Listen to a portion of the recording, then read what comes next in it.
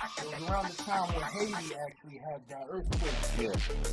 And during that time, it was just crazy. And I forgot which class it was. It was some type of research expert got it right in the form. Yeah. So I wrote an essay and it's called Uncle Sam, Pimps, Mother Nature. I wrote this shit in 2013. It was a science experiment that had to do with change. Yeah.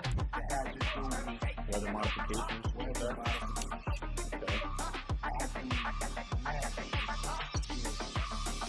So I said this to you, today we're going to be reading this essay like in real time.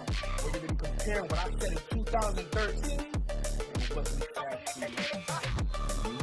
The only reason why I didn't release in 2013